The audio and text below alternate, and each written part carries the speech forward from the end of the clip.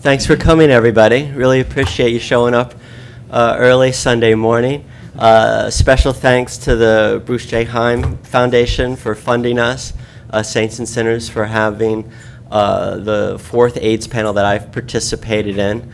And I really appreciate that renewed focus and attention as we face rising fascism from our federal government and bizarre lies from the medical community. It's really good to come together and talk about what will, in about 6 years, be the 50th anniversary of the AIDS crisis. And we're going to talk about the literature and the art that that crisis has produced today.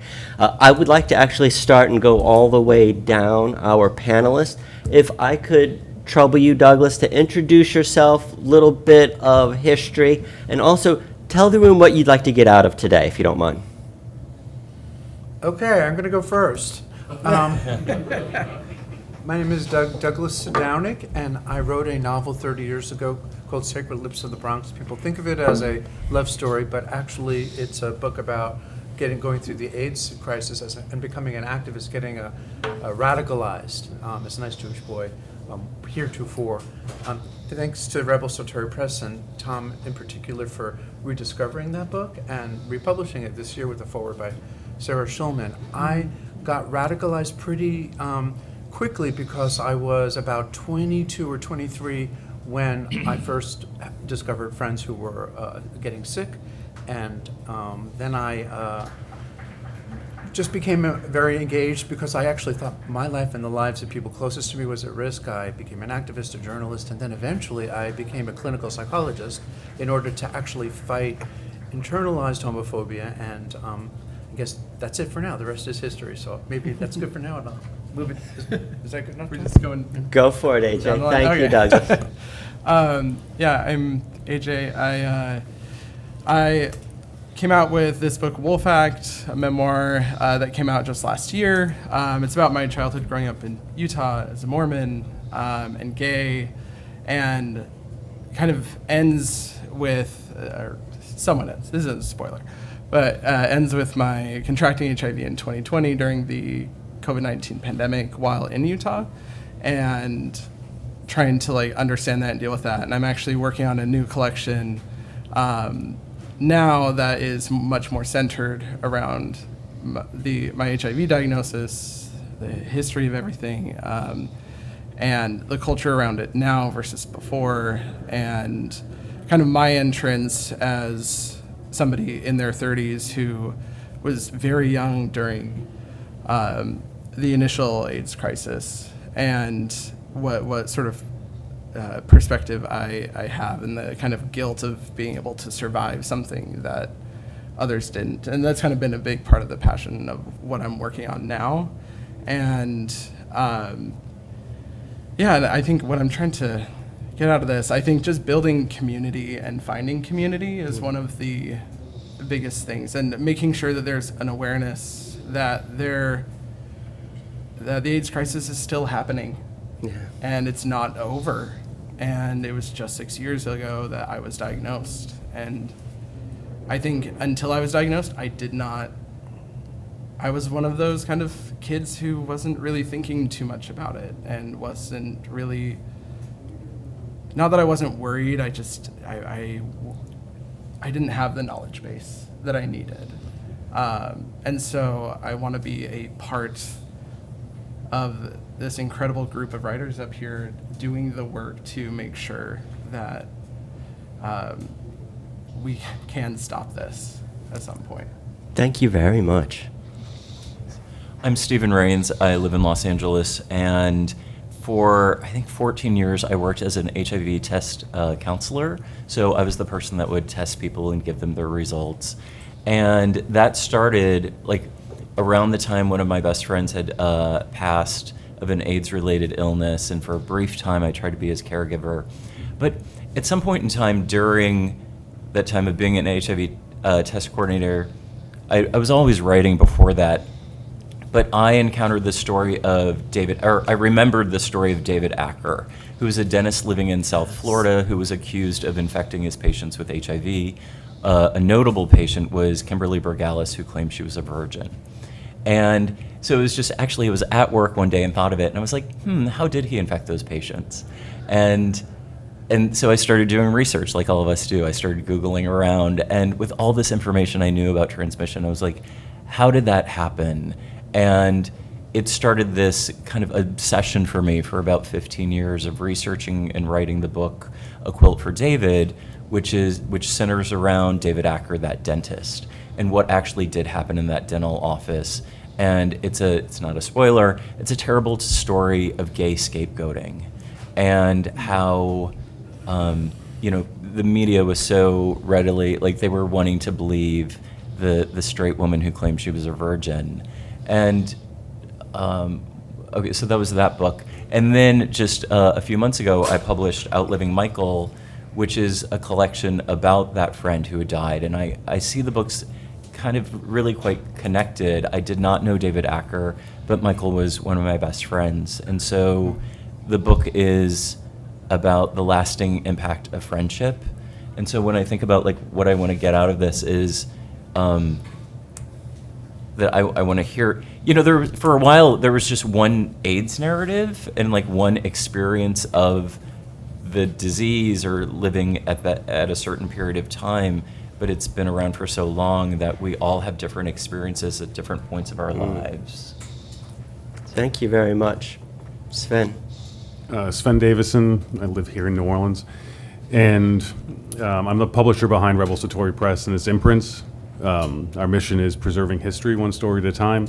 And one of our imprints is the Library of Homosexual Congress, which I won't steal your thunder, but Tom and I co-curate it, and he'll discuss, I'm sure, when it comes to him. It'll come up often today. But, I should actually be down there in the audience. So I'm just here to hear what these guys have to say. Donnie. I'm Thomas Mallon, and I'm mostly a novelist. A book of mine, Fellow Travelers, was a television series about a couple of years ago that's set back in the 1950s. The book that I published that relates to what we're talking about today is a collection of my diaries from the years I lived in New York, 1983 to 1994. It's a book called The Very Heart of It. There was a chunk of it that appeared in the New Yorker a couple of years ago. That's a place I write for pretty regularly.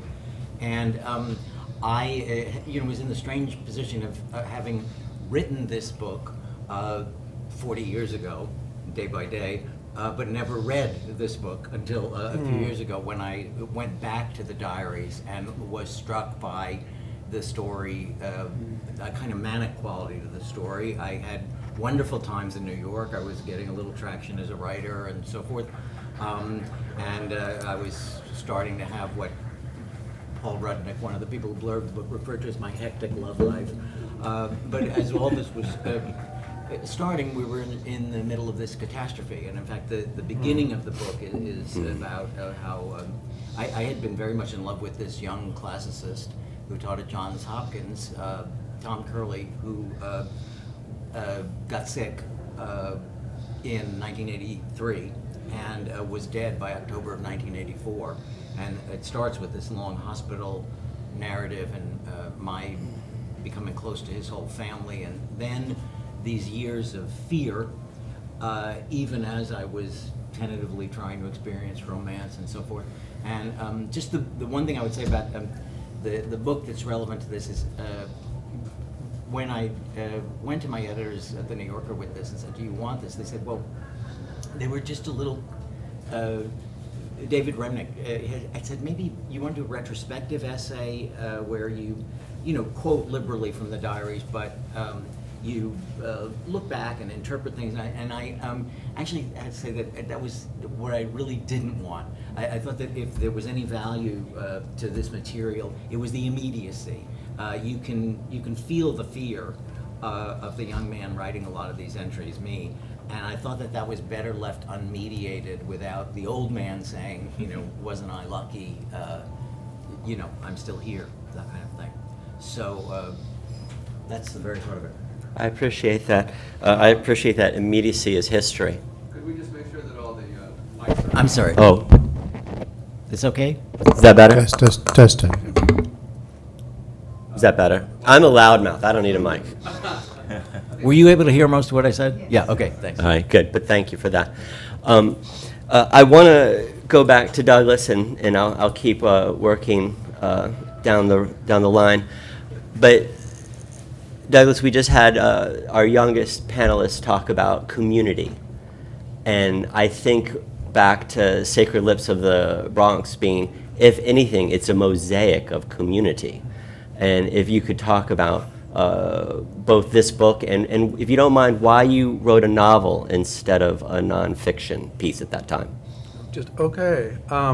Well, I left PhD studies at NYU and left the nice, comfortable, wealthy doctor who was my first love, and got involved with a performance artist who, his name is Tim Miller, and I also dropped out of PhD studies and went to the New York Native and said, I didn't realize it was Patrick Merle, you have to hire me, I want to write about AIDS. So I became actually a journalist for a long time, both in New York and then in Los Angeles for the LA Times and then the LA Weekly. And partly because, maybe to answer everything all at once, it was so clear that the gay world that I had just entered into and had gone to my one and only bathhouse before getting what I thought would be HIV seroconversion, but actually proved to be a very serious case of mono. I had one time going to St. Martin's Baths, once, and then it closed. I thought when I came to Los Angeles and got involved in ACT UP in New York and LA that the world had completely changed in terms of engagement, purpose. The lesbians had come back. We were on the street. I became one of those activists who could become arrested with the participants. And the part of me that was shy or neurotic or weird or it actually became an initiation into feeling at one with one's own people. And I feel, in a way, melancholic for contemporary queer people today in terms of not having often, I think of my patients, a direct access to meaningful community. There's lots of things to do, bars and clubs and dances, not to knock all of that, but in terms of our greater purpose as change agents, that's not at all clear.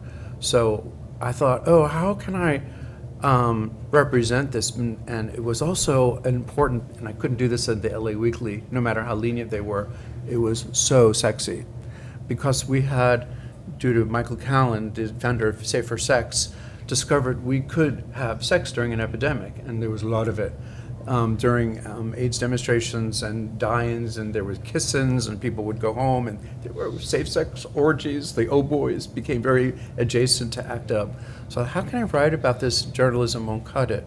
And then also I had started my own therapy, and then something opened up in my feeling, and I thought this is I have to try my best to deal with some of the contradictions. In one section, Mikey, who's the main character, no resemblance to the author, is Jewish and is in love with this Protestant performance artist. He's gorgeous. No relation. There's a whole dirt about this, which is Tim loved the novel, even though it was actually very critical of Robert. But anyway, Mikey, I guess Mikey knows that Robert's having sex with another man. Things were like that were kind of okay back then. So he's looking at a picture of Robert half naked, taken from a demonstration, and he is thinking about someone he knows has just got HIV diagnosed, and also how hot Robert is, and he masturbates to the image of Robert at the demonstration, and you have to read it to believe it. But so how to depict that in a novel seemed like that was my first novel too. It's a wonderful read, and having read it 3 times now, the thing that excites me so much is the inner lives and how people are 1 minute honest with themselves and the next minute dishonest with themselves and the people in front of them. And I find it really rich. So thank you for that. And I want to then go to AJ, who 30 years later, you chose memoir. And if you could talk about that. Yeah, I mean, I was already, I started off as fiction writer only. And then I took a creative nonfiction class because I had to, and I was really angry about it. And my professor day one was like, write the top 10 things you're most afraid to write about, and then choose one and write about it. And this was before the diagnosis, but it really changed my thoughts on like what creative nonfiction could do. And I started finding out that I could be really honest in nonfiction, which is a big thing because Mormonism kind of teaches you to lie about everything. And so when years later, and I was in grad school at that same university, I got the diagnosis, and that professor, who was kind of my mentor, I called her up that same day. She was the third person I told, and she was like, whatever you do, don't stop writing about this. She's like, you are going to want to have these notes. You're going to want to know what you felt like on this day. And I went on this walk with a friend, and I realized it was this opportunity in a sense of like, I was closeted for so long in so many different ways, which is so much of what the book is about, that when the HIV diagnosis came, I thought, I cannot be closeted about this again. Because I remember one of the first things the doctor told me was like, medication is good enough now that like nobody has to know other than the people you sleep with. Nobody else has to know that you have HIV. And it sat really like wrong with me. I was like, I don't want to hide this. And so it really made a difference to me of like, I need to put this out there as this is a truth of my life. And this is a truth that like, it can happen to anyone at this point if we don't kind of keep the work going and keep fighting. So I think that's why it really mattered to me and still matters to me to write about this in nonfiction, especially like when it happened, I didn't really know what books to turn to. There wasn't a big repertoire of like memoir out there of people living with HIV. There was a lot out there of like people with loved ones who had been diagnosed, a lot about people with loved ones who had died. But just there was so little I could find right off the bat. And like I found more now, but there was just so few. And I was like, I want to put my voice out there with this kind of new group of people living and create a story of life around HIV instead of the story of death that it's had to be for so long. Story of life. Thank you very much. And I ran into AJ in the hall yesterday, and I said, help me with this panel in terms of making sure that everybody also talks about place. Because, we have a culture of oversimplification where multiple narratives often become one narrative, to go back to Stephen's comment. And oftentimes those narratives only exist in New York and California, right? We're already talking about Utah. And I grew up in Florida, and I know I knew of the dentist in real time. It was a big deal when he was dragged into the public. It was really, I would say, a lynching by CNN, for lack of better phrasing. And if you could share both that in your new book, please. Yeah, well, thinking about place, both of these books take place in Florida, which is its own kind of environment. And when my first trip to Stuart, Florida, because I was interviewing people who knew David, I wanted to see his old office, which briefly became a nightclub. And it's no longer a nightclub. Then it was like a casino. So like only in Florida does like a dental office become a nightclub and then a casino. But I just got distracted with that. Hold on, what was I talking about? What was this place? Well, I do want to I'm stay thinking about in Florida. Do you see how- right? yeah. Because we're going from the South, which is evangelical. We're moving from the Mormon culture in Utah. So if you could start to weave into the South, that'd be great. Florida, yeah.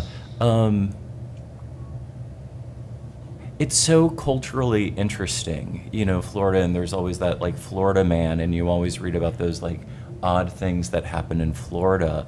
And if you've spent enough time there, you understand like how that happens. And there is such a poor education system there, and it's such a transient environment that that sense of community isn't there so much. It also seems to attract. By the way, these are sweeping generalizations, and they're offensive to people, I'm sure. But it attracts kind of like a vacation mentality, And at one point in time, I wanted to organize like an ACT UP chapter, and what's not in my bio is I was a sister of perpetual indulgence, and the reason why was because I wanted to create like an ACT UP chapter, and I didn't know anyone angry enough. Because it really is this kind of like relaxed culture. And I was like, but I bet I can get them in dresses. And so that's how I started the first the first chapter of the Sisters of Perpetual Indulgence in Florida, was because it was a way of like making activism kind of like fun and people can get behind it. It was something that they knew. And Florida features so heavily in both of these. And why poetry instead of a nonfiction narrative about really what was a true crime? His character assassination is a true crime story. I love that you said true crime. So City Lights did not want me, like I kind of wanted to be like, oh, it's true. And they didn't really like that angle, but I liked it. There's so many things I want to say. One, that there was so much, it was clear to me that the data was always there. And like, why did people ignore it? And they ignored it because of their bias and because of an emotional response they had for the victim. So not only was there the woman who claimed she was a virgin and Americans love a virgin, there was also an elderly woman who was a grandma. So it was like the virgin and the grandma. Well, the grandma also had blood transfusions and an affair. So,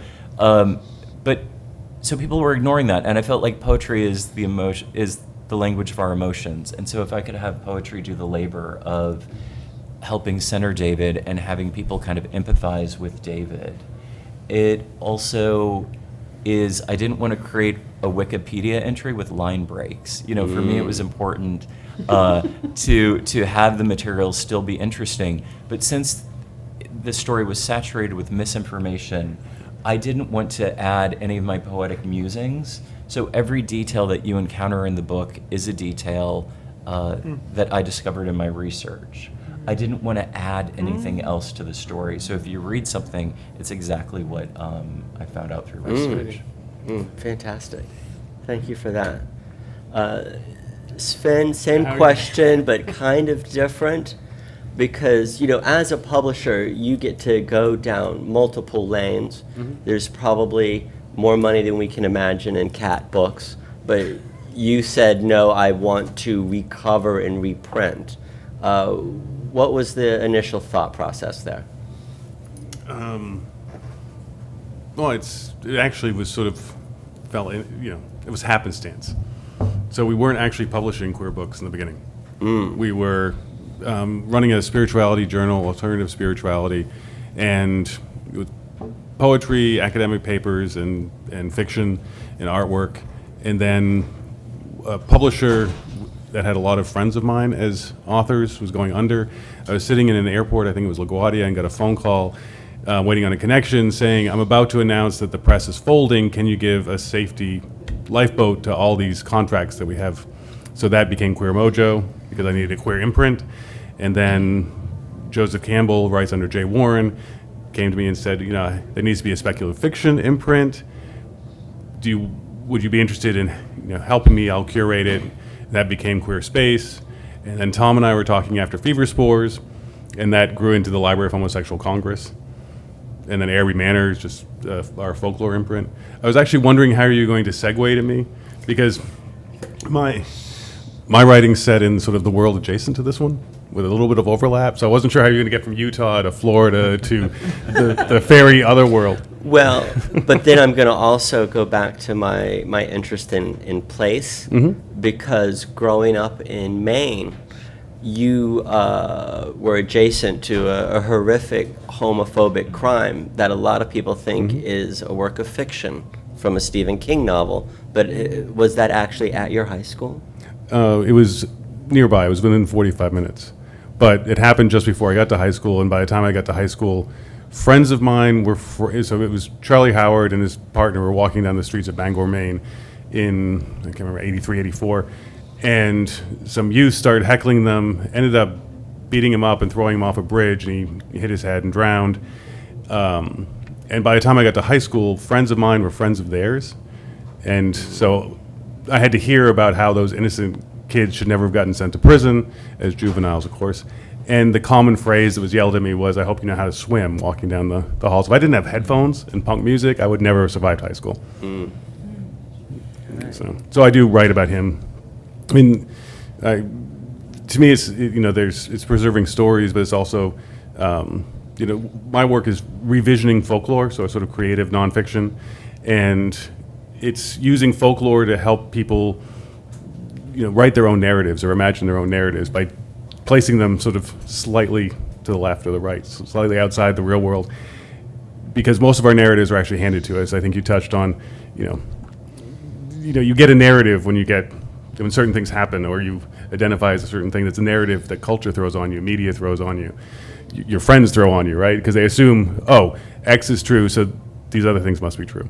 Yeah. So it's how to revision that and take, your genius into your life or was it art in your work and genius in your life, as Oscar Wilde said?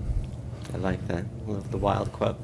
And all of America saw that scene in the sequel to It, the second It movie, the opening scene, where I believe probably the majority of Stephen King fans think that is fiction. That's actually harvested from Maine. Yeah, so I make a point of, telling that story or saying his name in a lot of talks when I read from the book, especially Breeding Devils in Chaos and Puck You, which Puck You I think has a whole half a chapter on elders, or a chapter on elders that includes that story. And actually I hadn't been, there's a little memorial hidden down a stairway on the side of that stream, the Kentucky stream. And the bridge, by the way, is still known as Chuckahomo Bridge. Oh, It's by locals. good Lord. I guarantee most people don't even know it's the Kennebec Stream Bridge or what, but Chuckahomo Bridge, everyone knows that. And I had never actually been to the little memorial. It's just a little stone thing with some flowers in it until Stephen asked me to rub it for the gay rub. So thank you for that. Yeah, thank you for it. And it was vandalized actually shortly Yes. after that, Oh. after you did that rubbing. Thank you. Thomas, if I could ask you to actually talk about the DC elements in your book. Yeah, well, a lot of my fiction is about DC, but the diaries are really all in New York. All New York. From 83 to 94. And I mean, a lot has been written about AIDS in New York, and I think you're right. There are these, what you were calling multiple narratives, and place is very important. So in a sense, maybe this book sort of confirms things that, one already heard about New York, saw about New York, because it saturates the media and so forth. But what I think I tried to do, and I did try to capture, not consciously at the time, because I was keeping these diaries day by day. I was never thinking about publishing them and that I was writing history. I was just writing what happened yesterday. I typically wrote in the mornings. But a diary always develops kind of narrative lines, like plot lines. A novel sometimes has multiple plot lines. This book really begins as a kind of medical drama with Tom Curley, who had briefly been my lover, being very sick and in the hospital. It turns into a grief narrative, I think, after that. I'm mourning Tom. I become almost like a part of his family.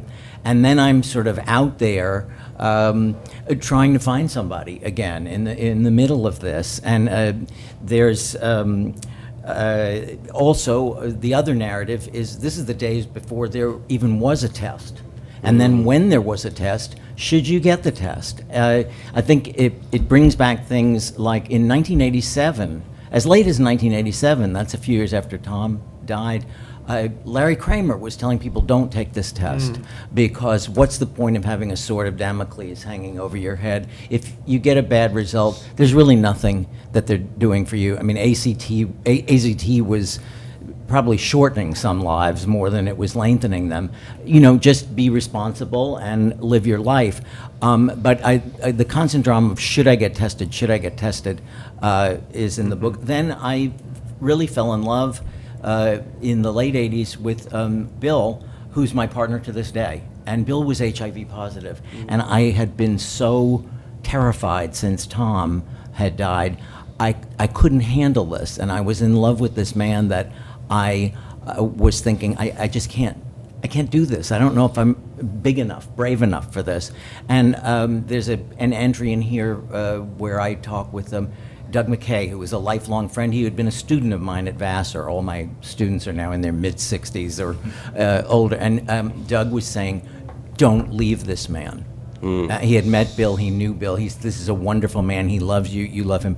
And he gave me such courage, such a pep talk, and took me through all of my fears about this. And Bill is, still with me to this day. He's entering in his 80s now. And we were very, very lucky. But along with those narratives, one of the things that I think diaries do is they scoop up incidentals, little things that bring back the whole period and so forth. And I would record things that I heard. There's a new awful joke around. What does GAY mean? And the punchline is, got AIDS yet? It was that kind of stuff.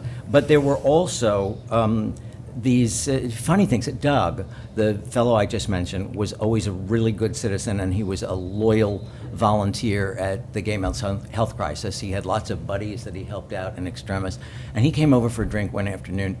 And for this story to make any sense, you have to remember there was a slogan, an AIDS prevention slogan that was everywhere in gay bars, even bus shelters and whatever. And the slogan was, on me, not in me. It was very practical medical advice. If you're going to ejaculate, do it on me, not in me. And it was everywhere for a couple of years. And so Doug says, do you know what the sign above the toilet at GMHC says in order to keep things clean? There was a sign above the toilet that said, in me, not on me. And I hadn't thought of that in years. But I found the entry where I'm talking about that, and it sort of, it brings things back in a way. And there was, when Bill, I'll end with this, when Bill, he found a wonderful cutting-edge HIV doctor, Jeffrey Green, who did more to keep him going until the cocktail came in. And Bill was one of the people lucky enough to respond to that almost immediately. The joyous moment when somebody who has been so sick and it was just hanging on after 2 months comes into the kitchen and says, am I getting fat? Because he was blooming again as a person. But Jeff Green was so cutting edge that when there was a while when Barbra Streisand was going to make The Normal Heart, and she was going around very conscientiously consulting with a lot of doctors and people. One of them was Dr. Green, and she said, can I follow you around? This was in the early days of the Clinton administration, and Streisand was a big supporter of Hillary and what we call managed care, HMOs, whatever. And she asked Jeff Green, who told the story to Billy, she said, well, what do you think of HMOs? What do you think of managed care? And his answer to her was, would you like somebody else directing your movie? And I think we can do better than that in terms of health coverage, which will give doctors more power to innovate and so forth. And so it was all these little things that were there that textured the diary, and in some ways are more evocative than the longer analytical passages where I, ponder things and so forth. It's just the memory triggers. Yeah, and if not captured and published, would be lost, right? Because when you're talking about, when AJ's talking about community, we really are talking about the transmission of history. right? Good. Thank you very much. Douglas, we're going to start with you and come back, because I want to talk about how, when we record fear and loss, there's more than one narrative. Again, how do you make space for joy and victory in your work? Well, I think partly the way I managed, at least in writing Sacred Lips of the Bronx and other kinds of pieces, is, and I think being a therapist, activist person helped, that the what is it called, the problem saturated story. We're sick. We're demonized. We have nobody. Our parents leave. All of that, which is also really true and valid, is interwoven with the experience of surviving as best as one can. I remember sitting with Connie Norman, who was a trans activist, one of the first out openly trans people, and she was dying in the AIDS hospice, and she was smoking a cigarette when she took the oxygen off, and she was talking about, I'd like to suck his dick. He has that's a 9-incher, honey, and I'm gonna go to heaven orgasming. And this was level of camp and irony and a reclaiming of lost sexuality, different from the early sexual liberation, which was to a certain extent without constraint. But this was different, and what I liked about writing the book so much was that Eros was not to be pathologized and was not to be demonized and was still alive and well. That was the most remarkable thing, because I think ACT UP was made up of young people who hadn't really gotten maybe much of a chance to experience the sexual liberation movement. They found a way to say, fuck it, we are going to be healthy and go to the gym, be cute, but also cruise. Going to an AIDS demonstration, I went to so many of them, was a place where you took your condoms, your lube, you made sure you looked your best, you lost 5 pounds. One worked hard. I remember the first time I got arrested, it was scary as fuck. I got arrested many times.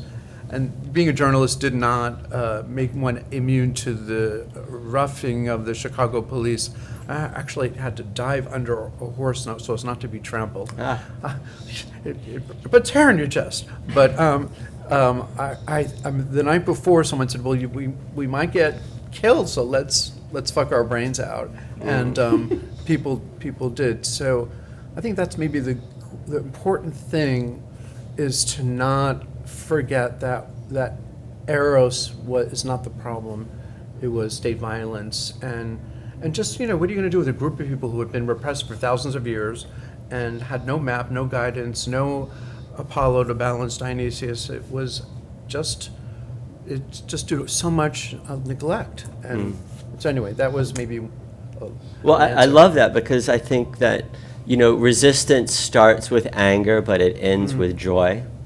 And Trevor and I went for a walk yesterday, and I told him, and this is all from, ACT UP people just educating me and forcing me to be an adult when I moved to New York, is I bring, I always have a folder of papers, but I also make sure that I can, magnify its use, so I can go to a protest any fucking minute, because I always have a sign with me, so like if there's 3 of us, we can corner somebody in the streets and just shout them down, and that's all ACT UP, so thank you for that. And then AJ, finding joy and resilience here.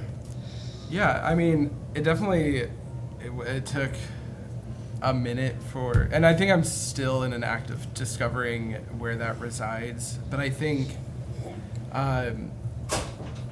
one of the things that, I'm sorry, I should sit closer to this. One of the things that I've started to kind of lean into is leaning into the complication of the fact that contracting HIV also had the impact of me going to the doctor more, because I hadn't been to the doctor, like an actual family doctor, in 10 years. Wow. And then I had to go for, especially right off the bat, just all the time. And now, I'm on Cabenuva injection, which is an incredible thing, but it means I'm at the doctor every 2 months, and I'm getting blood work done, and I think about my health differently and all these things that, who knows kind of what would have happened, when I would have gone to the doctor again. So, thinking about those things, the way it shaped my life and brought new people into my life, and talking about those things and talking about the joy that has come in a way because of contracting HIV, not in a way that I wish I would have contracted it, but finding joy in it and finding joy in the community around it and finding the positives that can come from a negative situation. I think that's something that, we all try to do in some way or another. And then kind of, as you were saying, I think leaning into absurdity sometimes, the absurdity of life and the absurdity of what we go through. I mean, I'm talking a lot about in the new book, and some in Wolf Act as well, the absurd nature of gay dating culture. Oh, God. And how it's somehow this really beautiful thing that then people also feel very open to putting really racist and transphobic, you name it, things in their bios on dating Horrific profiles. sex shaming. Horrific. I mean, just it's crazy. monstrously ignorant. Yeah. And you contrast that with the beauty of people coming together in things like ACT UP or the millions of other things, Pride and everything, people coming together in really beautiful ways. And so I think that there's that contrasting balance that I'm trying to find in writing, that absurdity along with it, but this is also a problem, and let's fix it, but we can kind of laugh partway through it. To showcase that there is joy to be found, because as we talked about before, it's a story of life, and it can be, and if we allow it to be. Yeah, thank you very much. Stephen, we're talking about resistance and joy. I mean, in some way, don't you think we got to have the last word with David? With this book, I mean, come on, that's pretty fucking cool, right? Yeah, it feels great to kind of vindicate this man's legacy. Also, what happened to David could happen to any of us, which is someone points a finger and your life or legacy changes. So there's that. And thinking about joy and outliving Michael, the most recent book is, Michael was incredibly funny. And so it was really nice just to and not just Michael, but anytime I have a dream in my life, about someone who's died, I kind of wake up in the next morning and it's kind of nice, I got to be with them again, and I don't mean that in a spiritual way, but it's just maybe I do, but the thing with this book is that I just got to focus so much on Michael, and it's a really funny book because I was such a sponge. He was 17 years older than I was, and I just absorbed so much. And so all of his funny lines are in the book, and then I love doing readings, and I love that people are laughing and getting to know Michael. For the audiobook, at one point in time, I recorded a conversation, and so it's so nice that people get to hear Michael's voice and kind of hear his quips and him making fun of me even, which I love. So in that, like you were talking about, there's also the joy of remembering these details and those funny stories. Yeah, I love that because I think queer mentorship is so organic that it's just that much more special. Right. I love that. Thank you. Sven. Oh, you don't even have a question? Well, I did have resistance in the title of my last book. Thank you. But also a lot of joy in Puck You, which is really, talk about a great title for times, right now. Yeah, so could you go into that a little bit? Yeah, so my book that came out a year ago yesterday, so there's a new one upstairs, and Puck U's also upstairs, was, I had some thoughts in my head, but didn't have where things were going to go with a different project. And probably another one behind that. And then on November 6th, I woke up a little bit depressed probably, and realized, we've always been in the margins. We've always been kind of screwed over. So this whole thought of resistance, how do we survive the dark times that are coming, and never mentions someone's name, though it does actually have a rewrite of Remember the 5th of November at the end with a book of matches. Get the hint. But then the title, Puck You, grew organically. So it's not fuck you, it's puck you. Though when I'm in New York, they always think it's an F. Yeah, that's just how we are. In New Orleans, everyone assumes, they read it and they yell at you, puck you, yeah. But it's all about resistance. But it's filled with joy and uses folklore and does remember our elders or the people who never got to be our elders because we lost a generation or two. We also have lost people to substance abuse, spousal abuse, suicide. So sort of remembers all those, but instead of remembering them by going to the grave, it envisions using folkloric practices in Appalachia and Scotland to have dinner with them. So you set a place for them at the table and you interact with them. You don't just remember them; they're still here with us, whether it's through their words or through memory, through pictures, through your experience with them. And there's real carnal joy in that book too. I enjoyed that Oh tremendously. yeah, it had to be sexy. Yeah. I mean, there is a chapter on. I was joking about this a lot this weekend.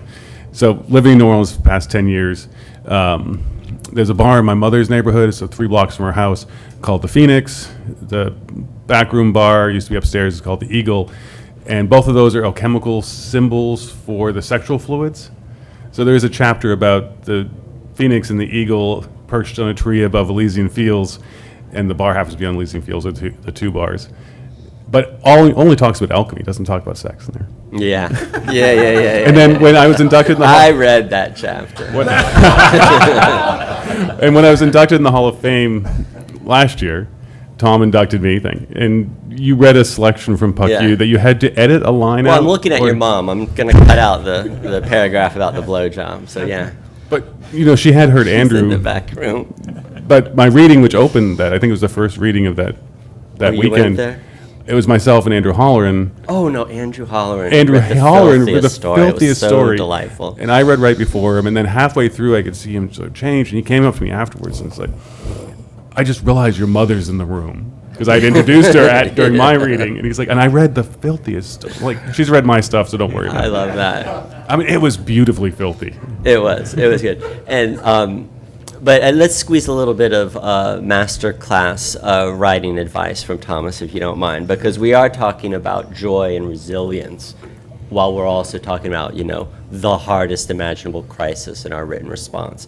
But you mentioned fellow travelers, and I read that you go into most books somewhat blind or with some kind of expectation. I assumed it was going to be somewhat noirish, and I was so overjoyed that it was the fullness of life. Yes, people are hunted. Yes, there is massive political and religious discrimination, and yet they're all real people in that book. That it's not just a victim and a political science lesson. Yeah. And can you talk about going wide and how do we as writers stay on that off-ramp? Well, I think the only way to go wide is to be unafraid of one of the most terrifying phrases in the literary imagination, which is cultural appropriation. If you constantly stop yourself and say, I can't get into that because that's not really completely my story, you will just box yourself in to a sealed room. If you go into some other cultural precinct and you do it with a good heart and you do it with good research and good intentions, take your chances and do it. Otherwise, my favorite line in Keats when I was growing up, reading him in his letters, he says, I believe in nothing but the truth of the imagination and the holiness of the heart's affections. And if you sort of put those things together, you go there. But Fellow Travelers is, it's set way before the era we've been talking about, the AIDS era. It's set in the 50s. Oh, but dear God, the through line of seeing Yeah. Roy Cohn in Yeah. the early part of the book to what we're going through now is fucked up. When they and there's been an opera that's made out of it, which sticks very closely to the book and is very much set only in the 50s. But the television show, which I remember when I saw it in advance, I didn't have anything to do with script. I didn't go to the set, whatever. But when they let me see it all early, and you were talking about your mother, and we watched these, like, they were like Mission Impossible video files. They self-destructed, after you saw them, just in advance. So you wouldn't pirate your own? I guess so, That's great. And, I was watching this on my desktop computer with Bill, and, the first scene in the book, within minutes, Matt Bomer is rutting with some guy that he picks up at the party he meets. And I said, they should have called this book, "I'm so glad my mother's not here to see this." She would have done fine with it, but nonetheless, what they did, the TV people, was they were about maybe 3/5 of it is very much the story in the 50s, but then they extrapolated it. They had their own things in mind about taking the characters forward in history, and they take them through the AIDS epidemic, and they alter things a little bit. The very last scene of the series in the 8th episode involves the AIDS quilt, and that is not in the book in the era, but they were. I'm sort of an adapter of history. I insert fictional characters into actual history in my novels, and so they were further adapting the fiction that I had written, and that was fine with me. And I just, if you can, 1 minute term, you were talking about preserving history. Yeah, no, and please. I'm a kind of fake historian in a way, in that I use history a lot. I write about history. It's the basis of most of my fiction, whatever. But one of the things I think that it is so important, if we return to this period, the AIDS period we're talking about, to preserve these things.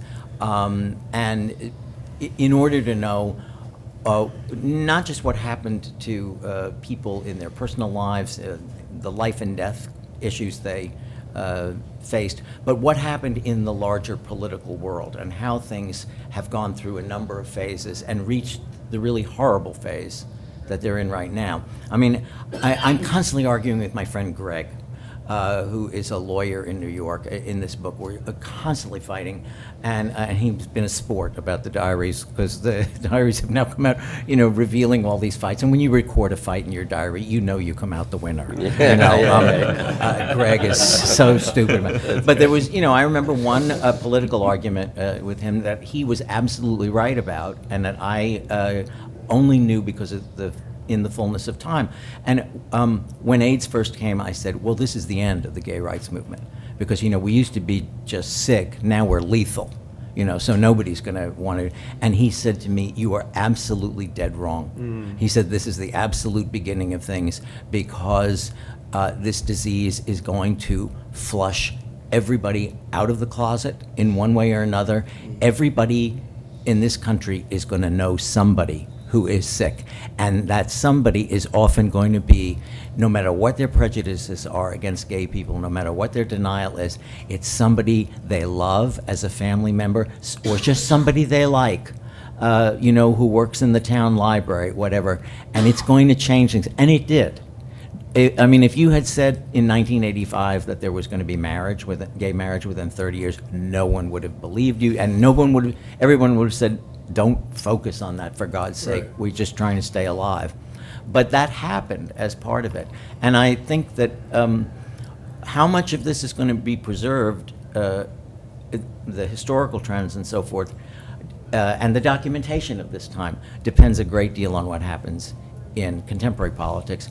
These handwritten diaries of mine, along with all the rest of my papers, about 5-6 years ago, went to the Library of Congress, which has steadily tried to build up a collection of gay material. Frank Kameny, the great Washington activist, his papers are there.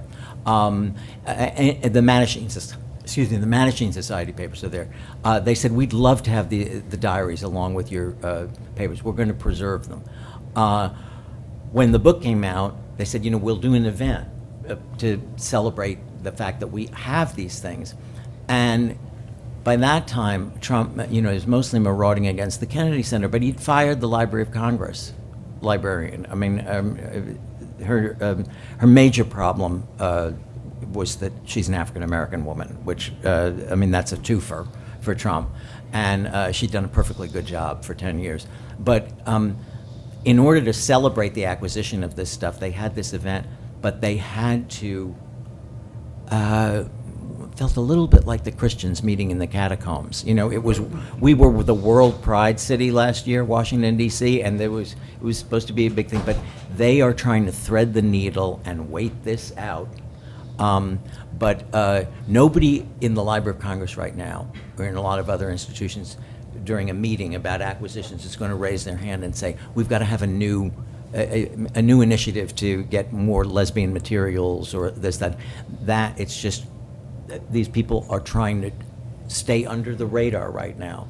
And the only way to ensure that these artifacts survive and is to combat this man, to keep that folder with you at all times, you know, and see what's happening. Because it's not just gay rights, I think, that are in danger right now. It's gay history as well. Mm-hmm.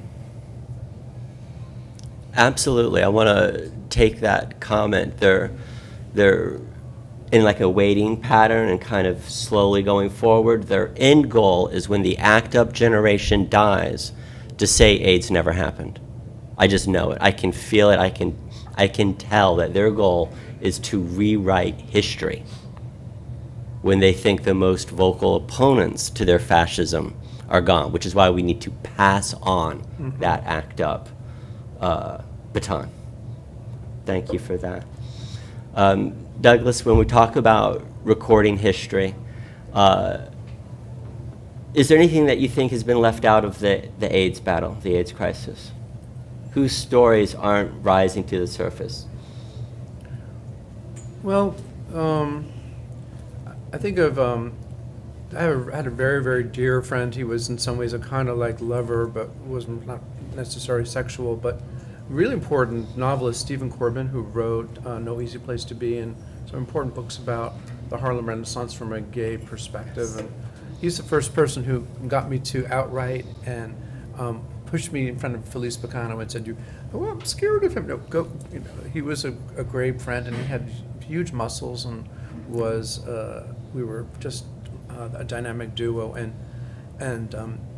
he died, and it was just a tragic story because it was one of those situations where you felt, oh my goodness, this person has so much more to do, and maybe didn't have exactly the kind of foundation due to systemic racism that would have consolidated his work, would have interviewed him. It was before social media and before podcasts, so that historical imagination is really gone by the wayside in terms of him. So I'm doing my best to keep reading his books and notate how cool they are, and I will do something about them. And he had many, many, many colleagues: Essex Hemphill, Marlon Riggs, Soto Saint.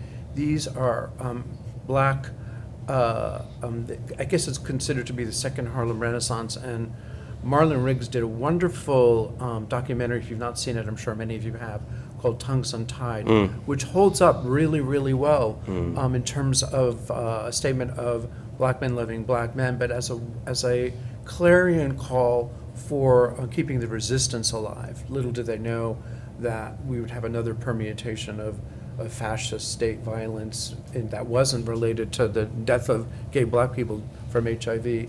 So I think that's a whole movement that needs to be honored.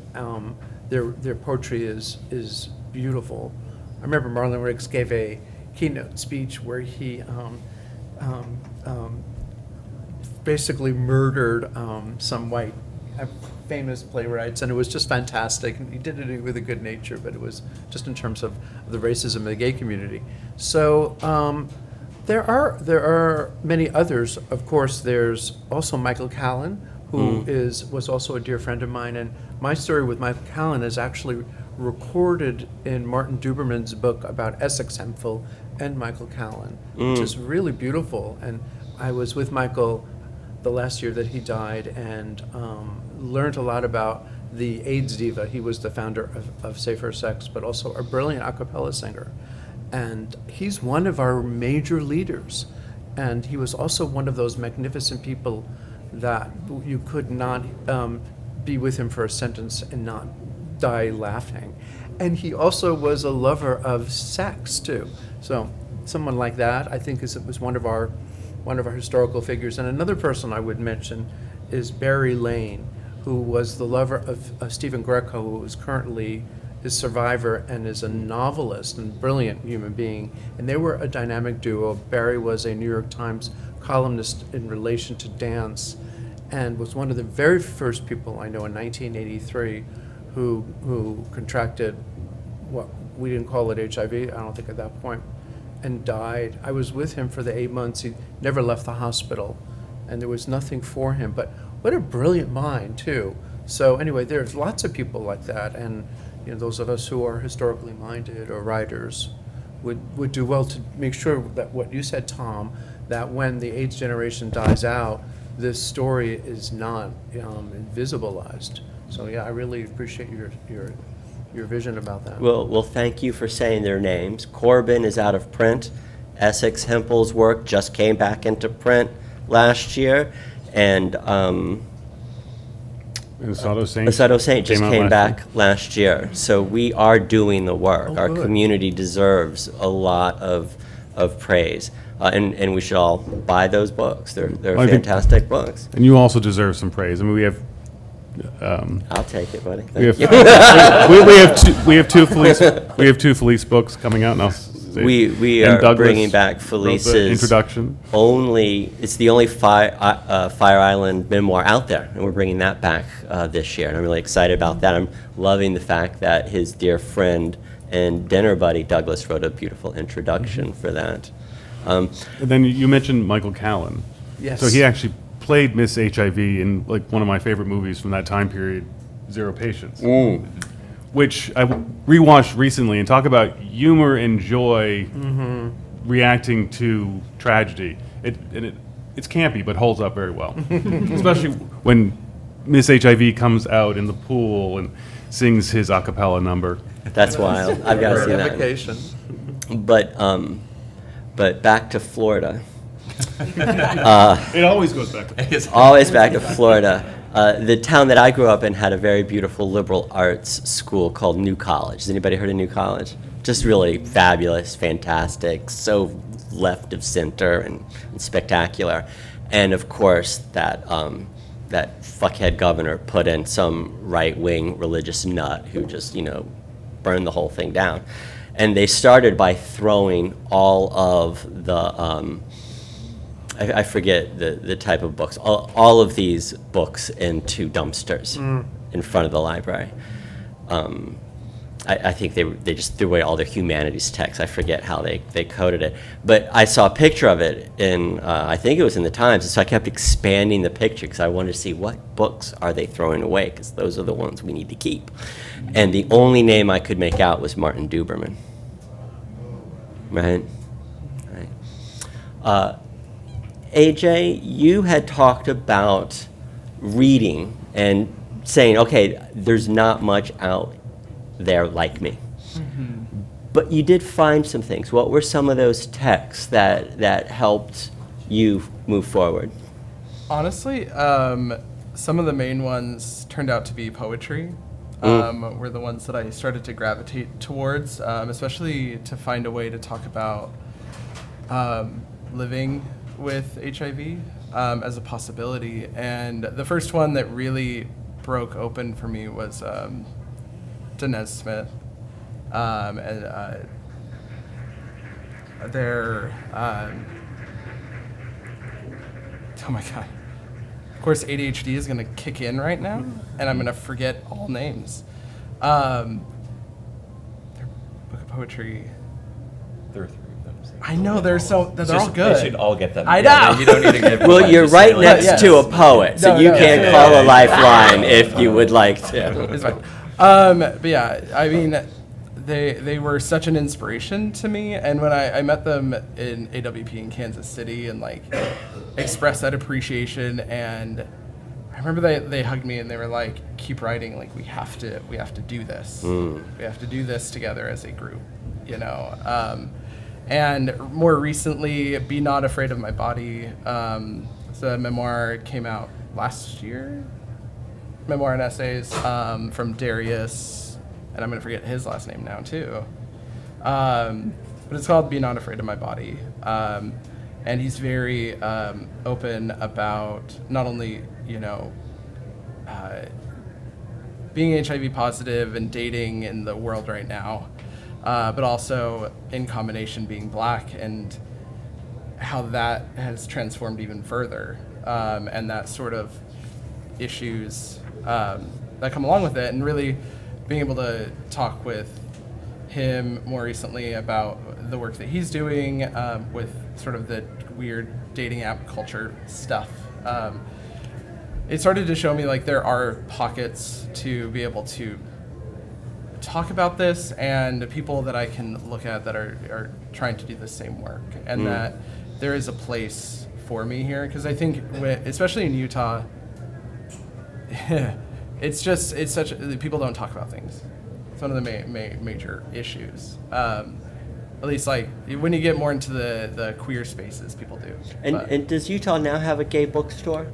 It does. It's called Yay. Under the Umbrella. Under the Umbrella. Under the Umbrella. It's brilliant. I love it. It's Well, so shout out good. to independent Yes, bookstores it's and gay amazing. bookstores. So it's picking up more and more, which is really cool. Good to hear that. I'm looking at the time, and I want to Very make stupid. sure. I want to make sure we have room for questions from our participants. Yes. Hi.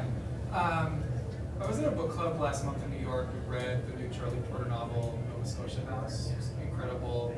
The first comment in the club was from an older gentleman, and he said, I have a lot of anxiety about this session because I don't know that I want to discuss this book with men who are young enough to have not had to have sit with someone that had AIDS. And I was wondering, I just can't get away from that comment. It haunts me a little bit, and I wonder, as time marches on, what you think about the generational drift or move, and what it means to talk about this and write about this. Well, I'll jump in on the generational divide.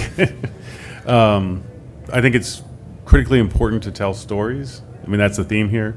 And the one thread that I'm seeing, because if we don't do it, someone else is going to do it for us. Like, you talk about Charlie Howard, Stephen King eclipsed him with fiction. The media did it to the dentist David.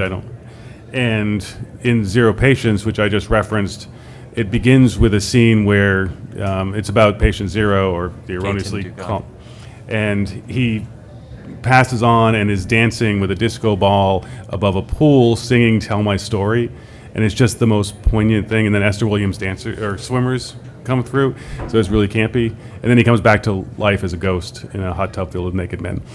But it's just that tell my story, keep me alive, and don't let the media do it. Yeah, brilliant. And on a social work note, the hardest thing to tell to someone when they say something like that, but you just got to think it and will it into their brain, is that pain is not a contest. And that's just a fact. Mm-hmm. Anybody else, please? Gentlemen, and then you. Yeah, I was going to ask, is there a challenge amongst you writers to avoid putting things into tight boxes? Because Tom had mentioned about boxes, and then I was thinking about Stephen's subject, David, because I remember the 1980s media, and I specifically remember the patient Kimberly saying, I haven't done anything wrong. Mm. Okay, and then, that just gets everybody's ire up, But it seems like the 1980s media wanted to put things into tight boxes. You have your heroine here, you have your villain here, but then I remember that the 1980s media were writers themselves. So obviously we think the truth is much more complex. So I was just wondering, as writers, do you consciously try to avoid tight boxes? Mm.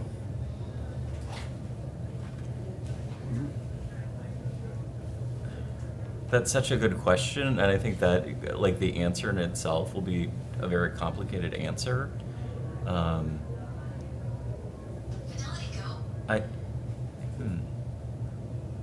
kind of like Thomas's earlier comment. I wrote down, I got to find that fucking Keats quote, because that was dynamite, is don't accept other people's limitations, and for God's sakes, you have to clean out your own, right? Or you're not going to tell a good story. You're going to tell a story that you're desperate to have come across. That's why I'm always fascinated by avoiding the hero or the victim narrative when we talk about this massive tragedy. I mean, Go on, No, please. The gentleman, the previous question, in a way, that's kind of the reverse version of cultural appropriation. I mean, where writers are told don't trespass on other people's experience, but when somebody doesn't want somebody to discuss an experience because they didn't live through it, I mean. I think cultural appropriation denies the writer opportunities, but to deny a reader opportunities to react to something, to feel something, I think is really even a kind of stranger prohibition, And I just think that people need to talk honestly about those things. And the one thing I would speak up for the diary form is that diaries are sort of accidental because it's whatever happened to you that day, something small, whatever. And so in a way it forces you out of boxes because you tend to write about the strange things you notice. So many news stories find their way into these diaries. There was one very early on in the epidemic, two men, partners who lived together in New York. They both just assumed that they were HIV positive and were going to die. And they had a mutual suicide. They jumped from the high floor of their apartment building, and when the bodies were found, and then the apartment was gone into, and they had glasses of champagne together, toasting, and they sort of tied themselves together. And I mean, it's a story I remember. It was a tabloid story, not reported with complete sympathy either. It was a lurid story in a way, but it's just scooping up those little fragments that keep you from writing about the things you ordinarily write about. Thank you. Last question, and then we're going to send around the tip jar. I remember the shock of AIDS in my own life, and it shut down my erotic life for years. And I was glad when you spoke about having a positive, HIV positive partner, and how do you approach sex when there's so much fear? And I was wondering if there were other books, other authors who write about the loss of sexual life for years after the shock of AIDS. Because I'm trying to think of authors, maybe I need to write that. Because it shut me down for years. And luckily I've regained my sexuality. AIDS had a terrible course, I think. And Douglas, I was glad you were talking about, celebrating Eros in the face of that kind of fear. It's great that you're mentioning that maybe in ways we haven't fully understood that we went through a collective kind of PTSD or generational trauma, and we're probably still now maybe better able to look at it. Yeah, for sure. But not to lose the joy too. Chris is sending me those eye daggers, so I'm going to close if everybody doesn't mind. I had a quote from Alan Barnett, and we republished his The Body and Its Dangers, and to really highlight how tender our literary history is. His executor who signed that contract passed away 3 months afterwards, right? If I hadn't had that lunch, that book would not have come back. So whatever we need to do, we have to do it now. And here is a sentence from Alan Barnett's The Body and Its Dangers. We have found ourselves in an unacceptable world, and an unacceptable world can compel unacceptable behavior. All right? So let's act up. Thank you, guys.